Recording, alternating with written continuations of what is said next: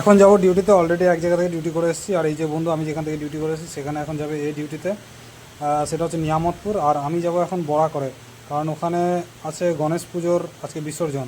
তো সেইখানে যাব ডিউটিতে। অলরেডি আমি ডিউটি করে এসেছি একবার, এখন বাজে 2টো। আর আমার সাথে যাবে এই যে বন্ধুটা দেখছো, এই আর আমি এখন যাব ডিউটিতে। এখন যেখানে ডিউটি যাচ্ছি এটা হচ্ছে গণেশ পুজোর বিসর্জন আছে। যে কিছুদিন আগে একটা ভিডিওতে আমি মেলায় ঘুরতে গেছিলাম, সেই মেলারই ঠাকুরটা আজকে বিসর্জন আছে। তো সেখানেই যাচ্ছি এখন ডিউটিতে।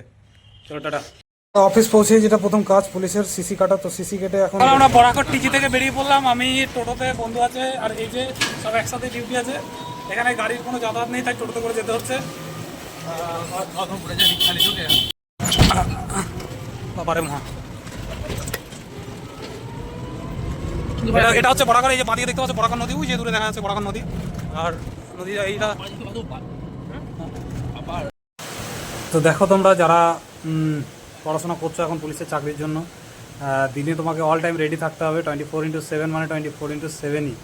কারণ আমি দেখো সকাল 6টার সময় বেরিয়েছি ডিউটিতে, একটার সময় রুম পৌঁছে আবার এখন ডিউটি বেরোচ্ছি। মোটামুটি এখন জানি না এখান থেকে কখন ফিরবো। আবার নাইট ডিউটি আছে। তবে ডিউটিতে মজা আছে। এখন যে ডিউটিতে যাচ্ছি যেহেতু বিসর্জনের ডিউটি, তো এখানে অনেক লোকজন থাকবে, ভিড় থাকবে পুরো।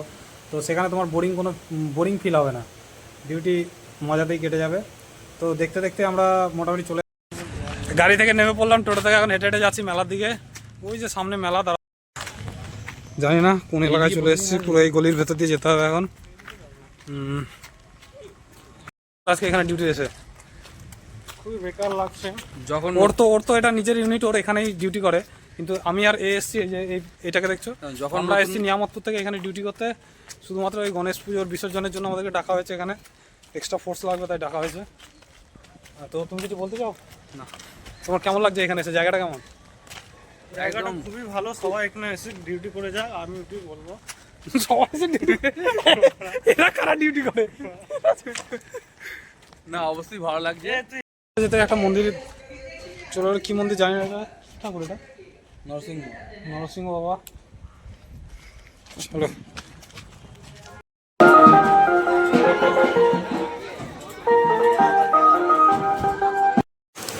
আমরা অনেক আগেই পৌঁছে গেছি ডিউটি পোস্টে। তো তোমরা পেছনে দেখতে পাচ্ছ অনেক কম বেডেরও ফোর্স এসছে এখানে। আর এটা শুরু হবে মোটামুটি 4টে। আমরা 1.5 ঘন্টা আগেই পৌঁছে গেছি, তাই বসে হয়ে গেল 1.5 ঘন্টা। এখন শুরু হয়ে গেল 4টে বাজে, আর র্যালি স্টার্ট হয়ে গেছে। এখন আমরা যাবো এখান থেকে।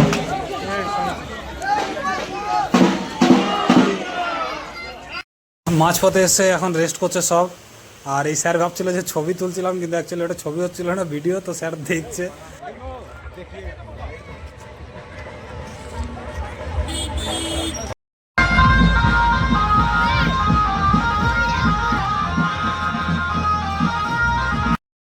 তো দেখো এখানে ভিড় তোমরা দেখতেই পাচ্ছ, অনেক দূর থেকে জুম করছি। মোটামুটি প্রায় 5-6 হাজার লোক তো হবেই এখানে।